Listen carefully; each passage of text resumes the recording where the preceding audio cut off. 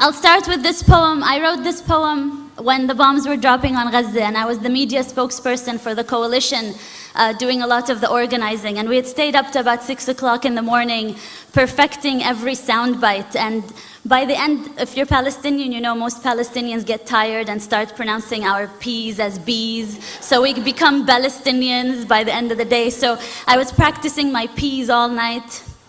And the next morning, one of the journalists asked me, "Don't you think it would all be fine if you just stopped teaching your children to hate?" I did not insult the person. I was very polite. But I wrote this poem as a response to these types of questions we Palestinians always get. Today, my body was a TV'd massacre.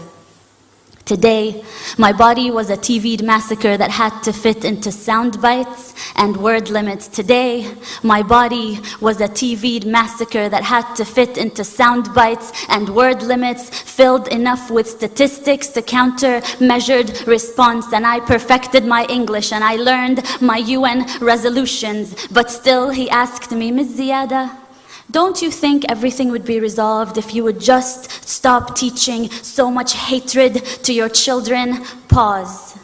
I look inside of me for strength to be patient, but patience is not at the tip of my tongue as the bombs drop over Gaza. Patience has just escaped me. Pause. Smile. We teach life, sir. Rafif, remember to smile. Pause. We teach life, sir. We Palestinians teach life after they have occupied the last sky. We teach life after they have built their settlements and apartheid walls. After the last skies, we teach life, sir.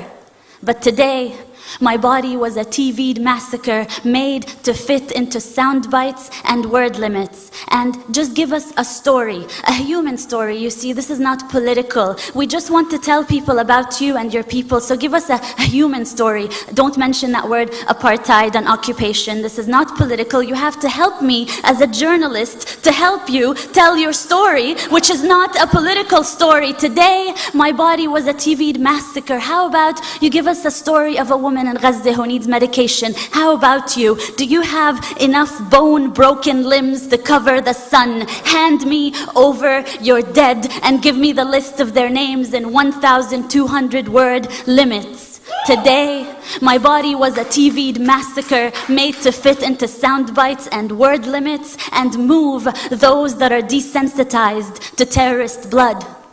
But they felt sorry. They felt sorry for the cattle over Gaza. So I give them UN resolutions and statistics, and we condemn and we deplore and we reject, and these are not two equal sides, occupier and occupied, and 100 dead, 200 dead, and 1,000 dead. And between that war crime and massacre, I vent out words and smile, not exotic, smile, not terrorist. And I recount 100 dead, 200 dead, 1,000 dead. Is anyone out there? Will anyone listen? I wish I could wail over their bodies. I wish I could just run barefoot in every refugee camp and hold every child, cover their ears so they wouldn't have to hear the sound of bombing for the rest of their life the way I do. Today, my body was a TV'd massacre, and let me just tell you, there is nothing your UN resolutions have ever done about this. And no soundbite I come up with, no matter how good my English gets, no soundbite